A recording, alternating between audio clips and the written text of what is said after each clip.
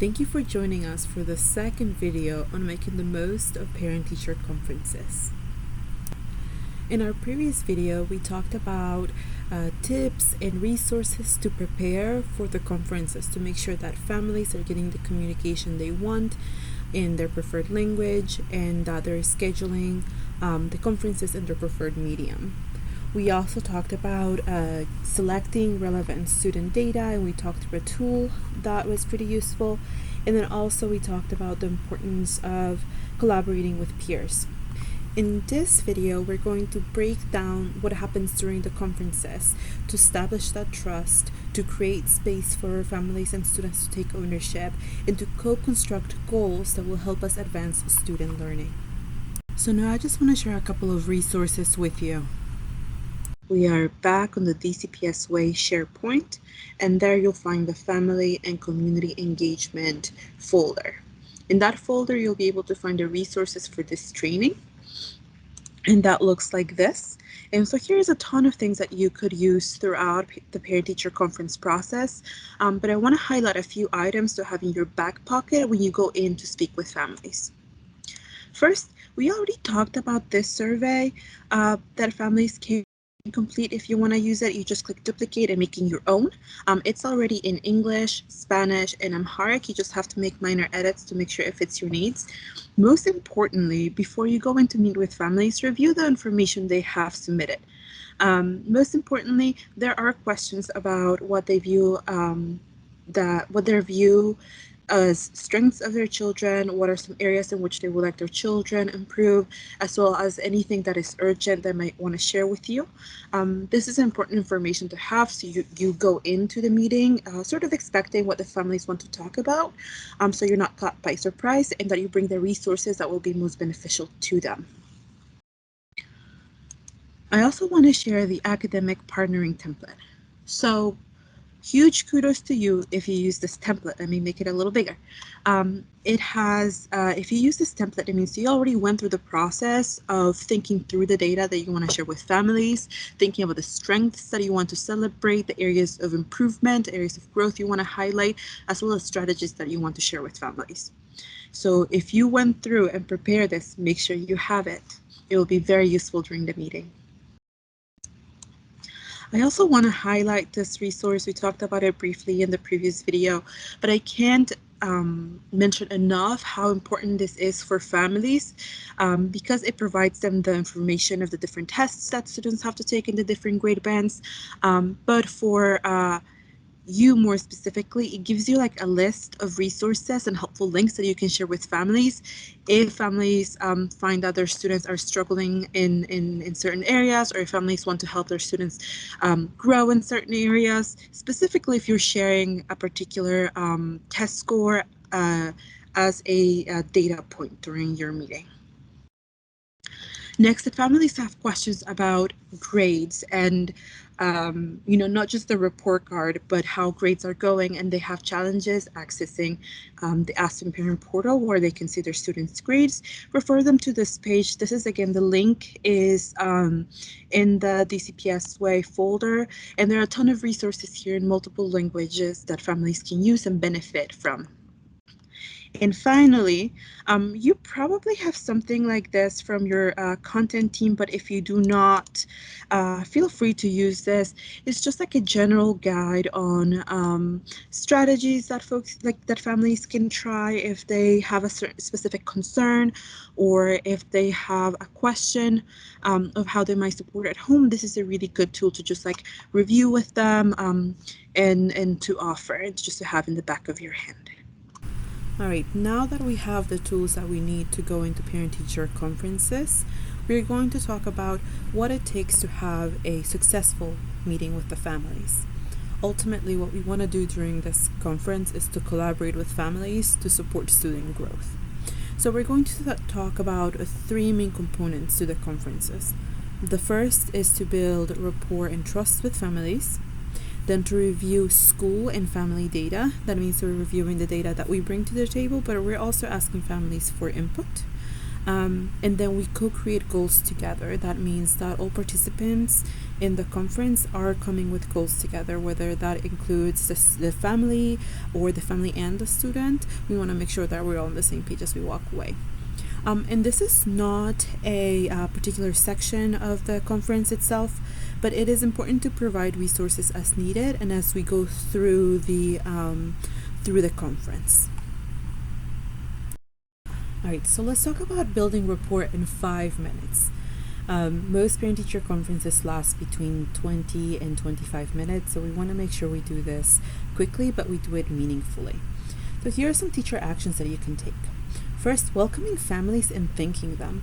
Sometimes making it to a parent-teacher conference can mean a lot of sacrifices on the family's end, and we want to honor and recognize that. We also want to conduct a wellness check. When we asked families like what makes a parent-teacher conference successful, a lot of them mentioned authenticity, meaning that they believe that the teachers cared honestly about how they were doing and how their student was doing. So a wellness check is just asking how everyone is doing at home, if there are any pressing or urgent needs.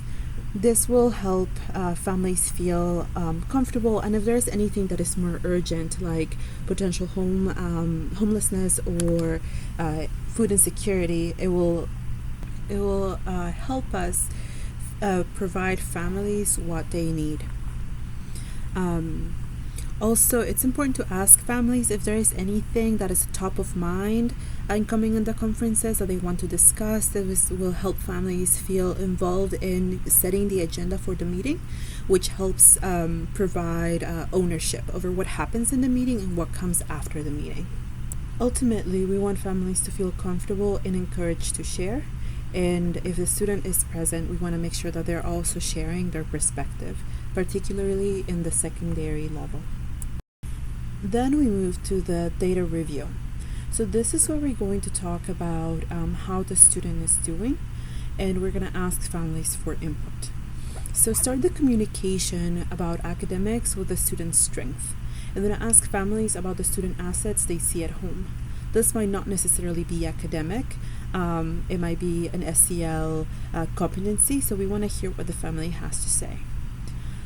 It's important to prepare for this part of the meeting because the relevant data to show a holistic view of the student's performance doesn't necessarily mean all of the data that we have on the student. We want to make sure that we are providing context for the family so they understand what a test score means or what a particular student action means in the class. This helps families understand how the student is progressing in general, but also progressing compared to their peers.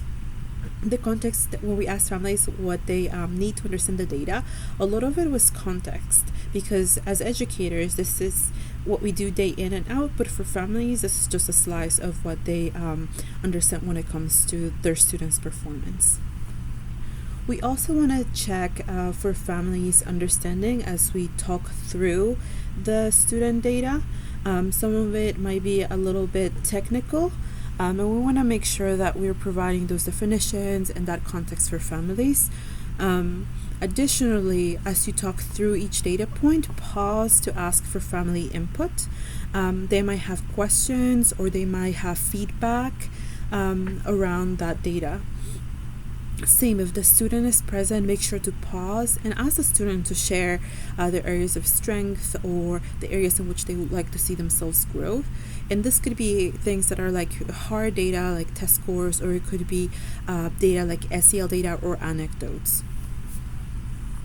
Ultimately, what we want to do when we talk about sharing data with families is taking into consideration data that they bring and using that to shed light on the data that we have at school and doing that vice versa. So that really helps academic partnering.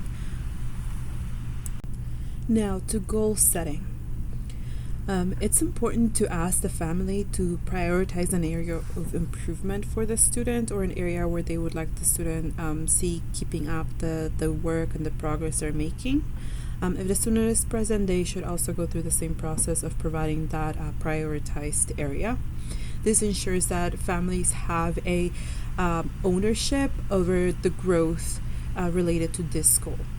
So a way to get this buy-in is to ask the family, given the data, which areas are the most important for you to see your child improve, and provide input based on the data. So you could ask the family this question, and that is the first step in co-constructing that goal. Some families might say, I'm not really sure, what do you recommend? So it's important to go in with like a goal in mind of where you would like to see the student grow. Or if the family's goal is like really way off, it's important to talk through that and ask like why that's important to them. I think that will shed some understanding and also help the family get more ownership over that. Since this is a goal that you have co-constructed with the family and maybe the student, it's important to provide strategies and resources so the families can support the learning at home. So you could share with them the parent portal resources if they want to more closely monitor the grades as a strategy. If students are struggling in a particular assessment, the guide that has all the assessments there has like links where students can go and work on things at home with their families. Or this is where you can provide any of the strategies that you have that you want to share with families.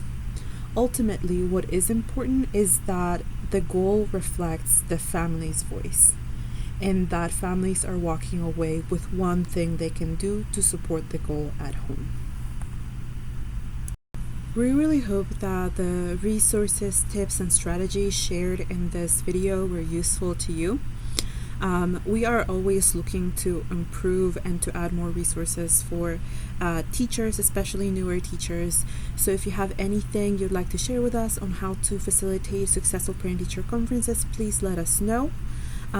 If you are facilitating your own parent-teacher conferences and you would like someone from our team to go in and see and record your parent-teacher conference as you implement the strategies, we're also really happy to do that. In the future, we'd love to have very strong parent-teacher conference recordings to share with other teachers, particularly teachers who are newer to the profession. And so, yeah, please contact us if that is the case. Anyway, thank you for sticking through this video, and I look forward to seeing you in our next video, which talks about how to follow up on the conferences to make sure that we keep the communication going between families and teachers.